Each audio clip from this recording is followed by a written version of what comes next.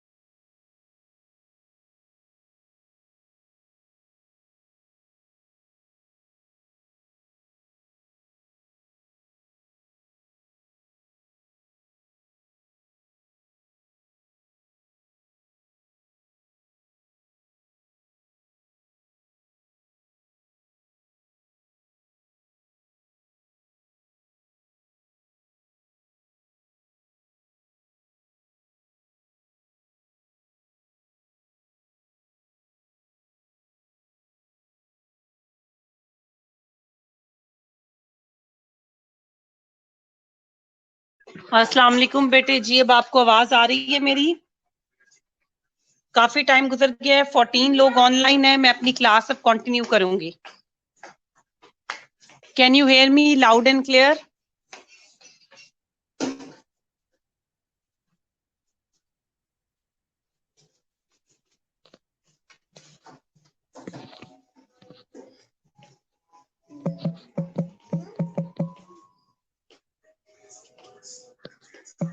Okay great,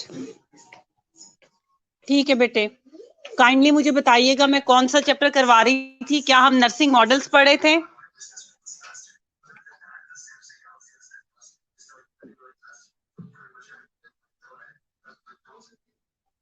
ठीक है बेटे, कौन सा चैप्टर था जो मैं आप लोगों को पढ़ा रही थी? क्या शुरू किया हुआ था हमने?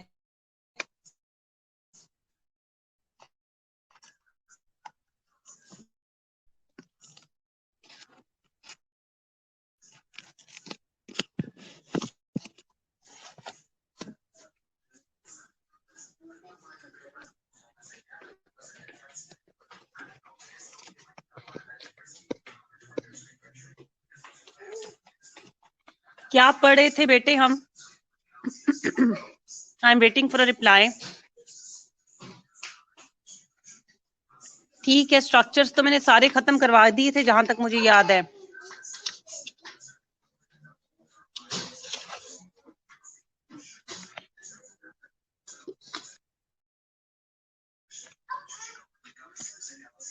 मैंने सारे पढ़ा दिए थे, मैट्रिक्स स्ट्रक्चर भी कवर करवा दिया था, वो लास्ट ही स्ट्रक्चर था।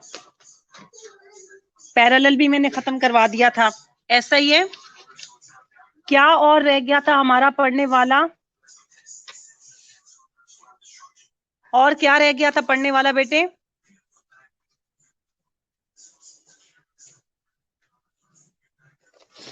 अच्छा, हम लोगों ने नर्सिंग, मैंने तुम लोगों को मॉडल्स भी बताए थे कि टीम नर्सिंग, केस मेथड, ये सारे करने हैं। ऐसा ही है। नर्सिंग मॉडल्स ऑफ केयर अभी रहते हैं। नर्सिंग मॉडल ऑफ केयर मैंने कितना पढ़ा दिया था? ठीक है, फंक्शनल नर्सिंग पढ़ लिया था, तो अब टीम नर्सिंग के ऊपर आते हैं। मैं वकास गिल के नोट्स में से ही पढ़ने लगी हूँ और वहीं से आप लोगों ने भी कवर करना है।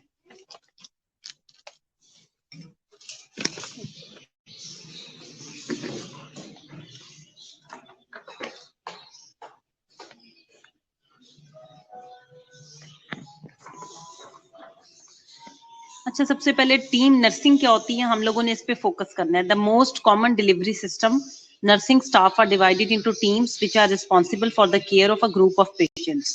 पहले जो तुम लोगों ने मेरे पास फंक्शनल नर्सिंग पढ़ी थी, उसमें पेशेंट केयर को हम डिफरेंट नीड्स में डिवाइड कर देते हैं और हर नीड के लिए हम ग्रुप ऑफ केयर गिवर्स या ग्रुप ऑफ जो असिस्टिव पर्सनल है उनको अपॉइंट कर देते हैं। टीम नर्सिंग के अंदर हम क्या करते हैं कि ये कॉमन डिलीवरी सिस्टम है। इसमें हम सारे नर्सिंग स्टाफ को डिफरेंट टीम्स में डिवाइड कर देते हैं और हर टीम को, पूरी टीम को हम कोई एक पेशेंट तो असाइन नहीं ना करेंगे, तो उस टीम को हम एक ग्रुप ऑफ पेशेंट को असाइन कर देते हैं कि ये उनकी जिम्मेदारी होती है उसको देखना। The team or module is led by an RN, registered nurse, and may include other RNs, licensed practice nurses, unlicensed assistive personnel. ये सारे लोग मिलके जो है वो टीम को बनाएंगे। ठीक है। क्वेश्चन नंबर 92 है बेटे, 92।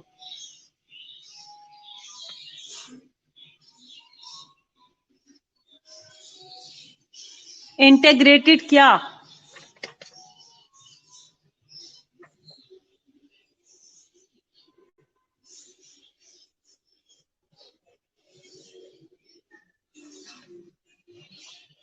आयशा क्या कह रही हो तुम? इंटेग्रेटेड का मुझे समझ नहीं आ रही। इंटेग्रेटेड का क्या रहता है? मैंने तुम लोगों को सारे फंक्शनल मॉडल्स कवर तो करवा दिए थे, सॉरी वो स्ट्रक्चर्स।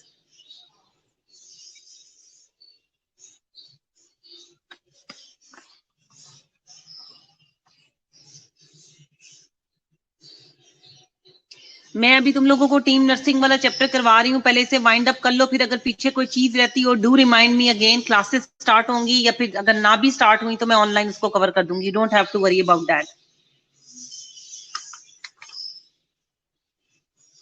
टीम नर्सिंग में जैसे कि मैंने तुम लोगों को बता दिया है कि नर्सेस को टीम्स में डिवाइड कर दिया जाता है, और ये टीम्स जो हैं मिक्स होती हैं रजिस्टर्ड नर्सेस के साथ, और रजिस्टर्ड नर्सेस फिर जितने भी हमारे पास अनलाइसेंस्ड जो असिस्टिव पर्सनल हैं वो, और जो दूसरी हमारे पास लाइसेंस प्रैक्टिस नर्सेज हैं, सबको मिलती है। Licence practice nurses, student nurses जो भी हैं जो सीख रहे हैं, उन पे मुश्तमिल हम इस टीम को बनाते हैं। अब इसके एडवांटेजेस क्या हैं? ये एक तो प्रैक्टिस मॉडल जो है नॉलेज बेस्ड है। जब टीम में लोग काम करेंगे तो अपना जो नॉलेज है वो एक दूसरे के साथ शेयर करेंगे। डिसेंट्रलाइजेशन है, जाहिर बात है जब एक टीम में लोग काम कर रहे हैं तो सारे लोग जो हैं उनको डिसीजन लेने का इख्तियार है, और अथॉरिटी एंड रिस्पॉन्सिबिलिटी जो है वो हर एक पे इक्वली आती है, तो मिलके यूनानिमसली डिसीजंस लिए जाते हैं। फिर 24 hour accountability for nursing care activities by one nurse, ठीक है। यहाँ इसका मतलब ये है कि 24 आवर्स अकाउंटेबिलिटी है नर्सिंग केयर की एक्टिविटीज बाय वन नर्स। सारी बात है जब एक टीम में तुमने डिवाइड कर दिया और वो टीम का काम है कि उस ग्रुप ऑफ पेशेंट को करना, तो वो डिवाइडेड उसमें काम कर रही हैं, और जो नर्स उस वक्त रिस्पॉन्सिबल होगी वो उसके लिए आंसरेबल होगी। इम्प्रूव कॉन्टिन्यूटी और कोऑर्डिनेशन ऑफ केयर है, increase nurse patient and physician satisfaction. तो हर चीज अपने साथ एडवांटेजेस के साथ साथ डिसएडवांटेजेस भी लाती है। तो डिसएडवांटेजेस क्या हैं? Required excellent communication among primary and associate nurses. वही वाली बात कि जो न्यू आई हैं और जो एसोसिएट नर्सेज हैं उनके दरमियान अगर कम्युनिकेशन कोई गैप होगा तो जाहिर बात है कि ये मॉडल जो है ये वर्क नहीं करेगा। Primary nurses must be able to hold associate nurses accountable for implementing the nursing care as prescribe. अब जो प्राइमरी नर्सिस हैं उनको क्या करना है? जो हमारे पास एसोसिएट नर्सिस होंगी, जैसे कि डिफरेंट लोग काम कर रहे होते हैं, उसमें जो जिसका सबसे ज्यादा एक्सपीरियंस ऑब्वियसली वो अकाउंटेबल हो जाता है उस टास्क के लिए, क्योंकि अदर पीपल आर न्यू। तो इसलिए जो टास्क का साइन है उसको प्रॉपरली परफॉर्म करने के लिए you have to held them accountable. जो क्रिटिकली इन पेशेंट है उनके पास सेवरल प्राइमरी नर्सेज हो सकती हैं। तो अगर सेवरल प्राइमरी नर्सेज हैं और उनका खुद आपस में अच्छा जो है वो मॉडल कम्युनिकेशन नहीं है या कम्युनिकेशन गैप है, तो फिर पेशेंट केयर जो है वो कॉम्प्रोमाइज हो जाएगी। Legally staff nurses are not responsible for patient care outside the duty hours. इसका मतलब ये है कि वैसे आउटसाइड द ड्यूटी आवर्स जो है वो लीगली उसके लिए रिस्पॉन्सिबल नहीं है। इसका मतलब ये है कि जब वो अगर टीम काम कर रही है और जब उसका ड्यूटी आवर खत्म हो गया है, वो ड्यूटी आवर के आउटसाइड अगर कोई प्रॉब्लम आती है तो फिर अगली नर्स अकाउंटेबल कहलाई जाएगी, ना कि वो जो कि स्टार्ट करके गई उसको गई थी। इसका मतलब बिल्कुल ऐसे ही जैसे तुम लोग ओवर देकर जाते हो, एक पेशेंट तुम मॉर्निंग में देख रही थी, इवनिंग वाली कहती है कि ना मॉर्निंग वाली मुझे ये चीज सही बताकर नहीं गई थी इसलिए मुझे इवनिंग में प्रॉब्लम आया।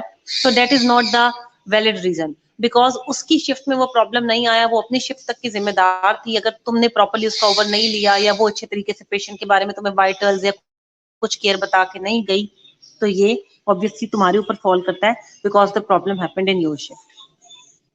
Associate nurses may be unwilling to take direction from the primary nurses. अब चूंकि एज अ ग्रुप काम कर रहे हैं तो बाज़ औक़ात अगर प्राइमरी नर्सेज चूंकि डिसेंट्रलाइजेशन ऑफ पावर है तो मोस्टली लोग कहते हैं कि जी हम क्यों इनसे ये लें, ऑब्वियसली हम हमारे पास एक्सपीरियंस ज्यादा है, हमारे साथ ये नॉलेज शेयर करें। ठीक है, यहाँ पर बेटे हमारे पास टीम नर्सिंग जो है वो मॉडल क्लियर हो गया, मैंने कवर करवा दिया।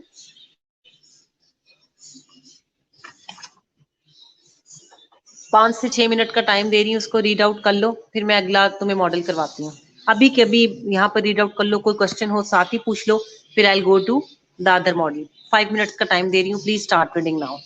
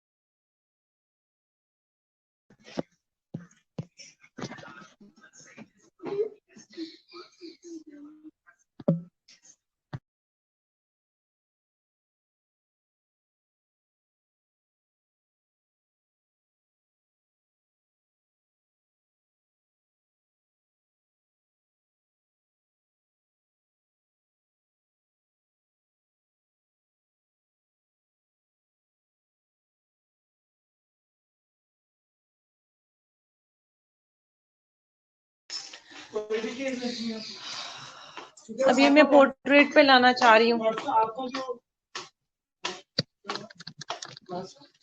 पोर्ट्रेट पे नहीं आ रहा है, क्या है मुसीबत? क्या करना है?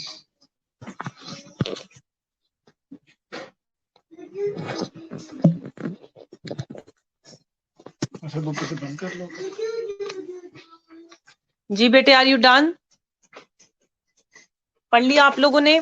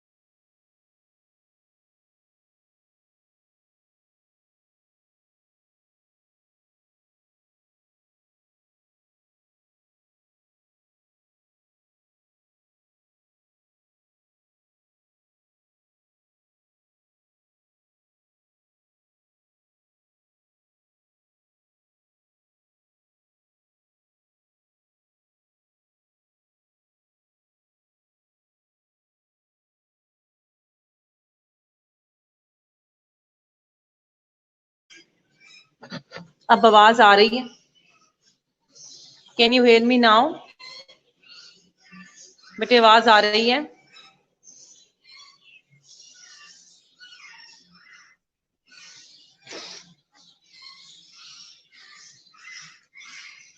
ठीक है। उसके बाद कहाँ से आना बंद हो गई थी? टोटल पेशेंट केयर के डिसएडवांटेजेस पे पहुंच चुकी हुई हूँ मैं। टोटल पेशेंट केयर क्या है और इसके एडवांटेजेस वो सामने सारे कवर कर लिए हमने। वहां तक तुम लोगों ने सुना है सारा?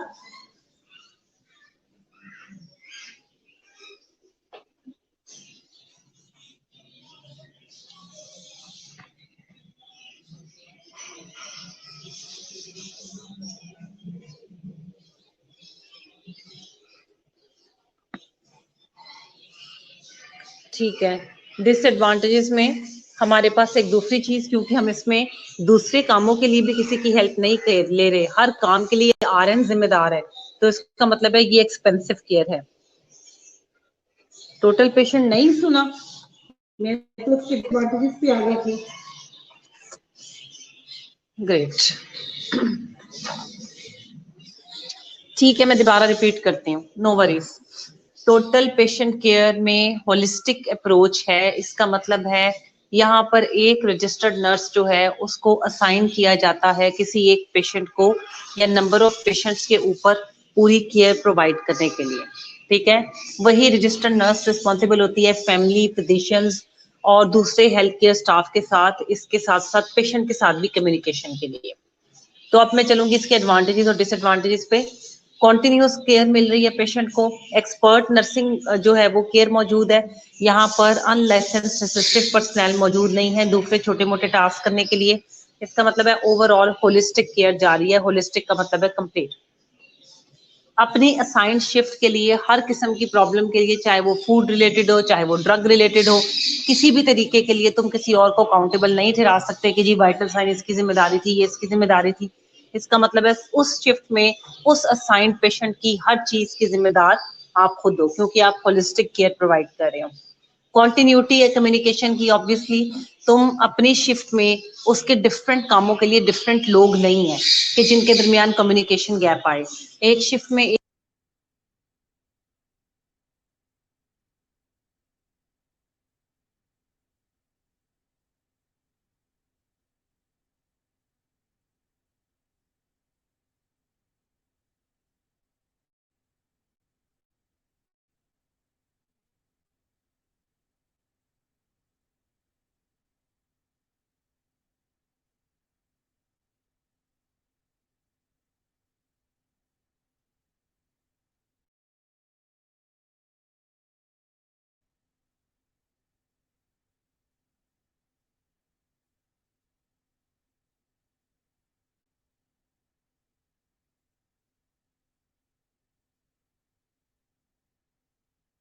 नर्सिंग करवाने लगी हूँ, फिर इन दोनों को इकट्ठा पढ़ने का टाइम दूंगी।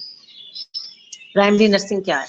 ये भी एक नर्सिंग केयर डिलीवरी सिस्टम है जिसमें एक नर्स रिस्पॉन्सिबल होती है और अकाउंटेबल होती है नर्सिंग केयर के लिए किसी पेशेंट्स की ड्यूरिंग द स्टे।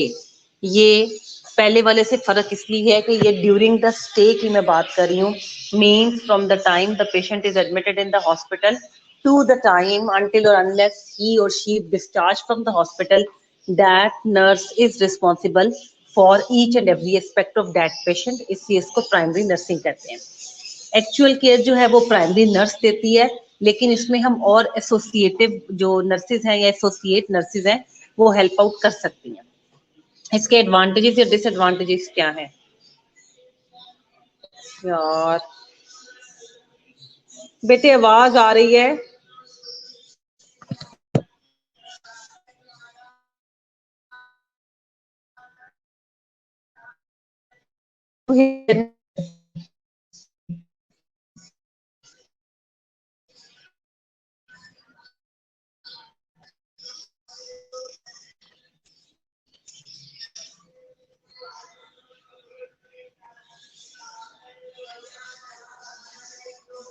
बेटे अगर सेंटर में चली जाती है तो मैं अब कनेक्शन का कुछ नहीं कर सकती। I am using the best available connection.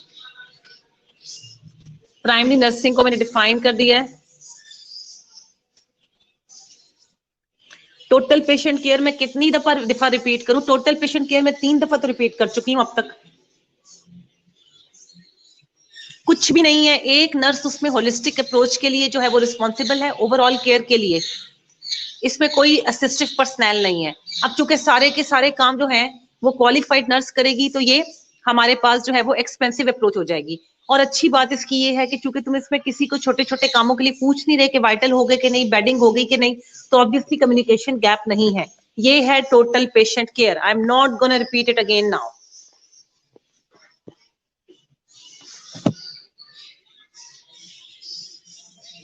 Primary nursing care के अंदर एक ही नर्स रिस्पॉन्सिबल है और अकाउंटेबल है पेशेंट के लिए during it stay, from the time of admission till the time of discharge.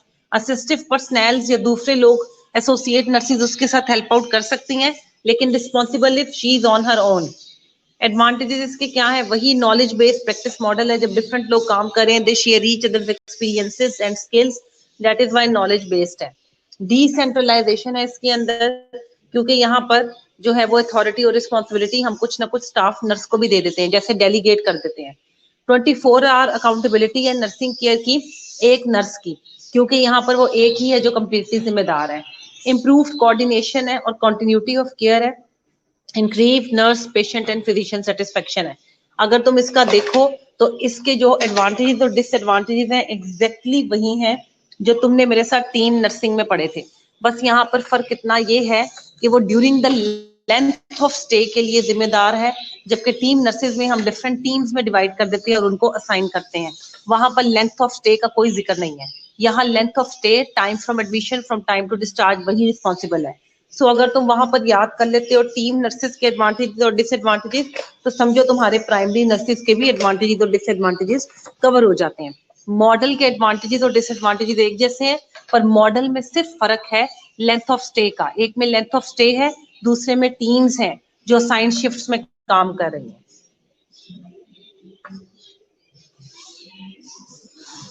नहीं, फर्क है। मैंने अभी जो फर्क है वो तुम लोगों को बता दी है।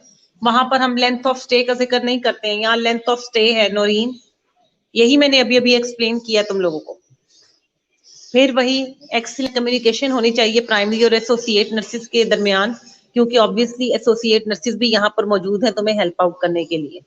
ठीक है, उसके बाद वही दोबारा बात के होल्ड करेंगी, और फिर वो क्रिटिकली इल पेशेंट के लिए लीगली आर से बाहर नहीं करेंगी, और unwilling to take direction from the primary nurses, क्योंकि वो एज अ टीम काम कर रही है और डिसेंट्रलाइजेशन है।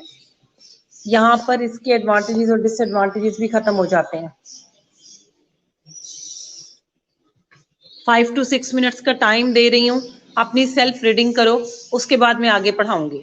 Start reading now, your time starts now.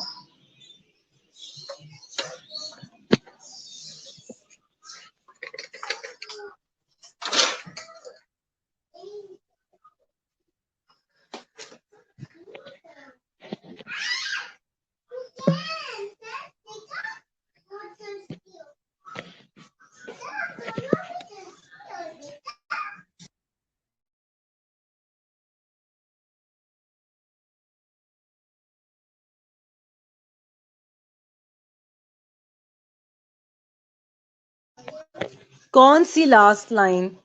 Last line में सिर्फ ये लिखा हुआ है कि एसोसिएट नर्सेज जो हैं वो ऑब्वियसली प्राइमरी नर्सेज से हिचकिचाएंगी कि हमारा इतना एक्सपीरियंस है और सब कुछ है, तो हम इनसे क्यों जो है वो डिक्टेशन लें।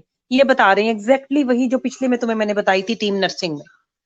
अब अपनी रीड आउट टाइम स्टार्ट है, तुम्हारा रीड आउट करना शुरू करो।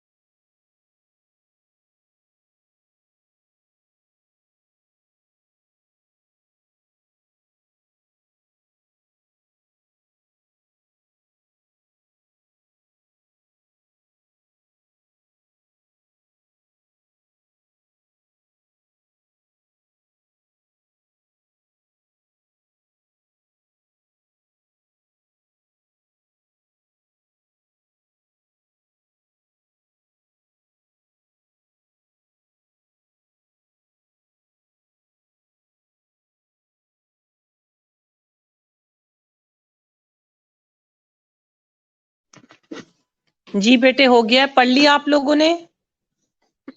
Is it clear?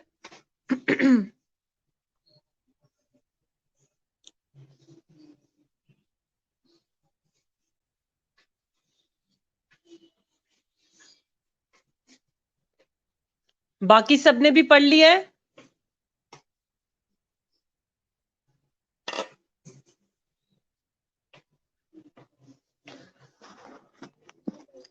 ठीक है, काइंडली अटेंडेंस लगा के मुझे व्हाट्सएप ग्रुप में भेज दो। आज के लिए इतना ही काफी है, मैं आगे कंटिन्यू नहीं करूंगी। अटेंडेंस लगा के मुझे व्हाट्सएप ग्रुप में सेंड कर दीजिए।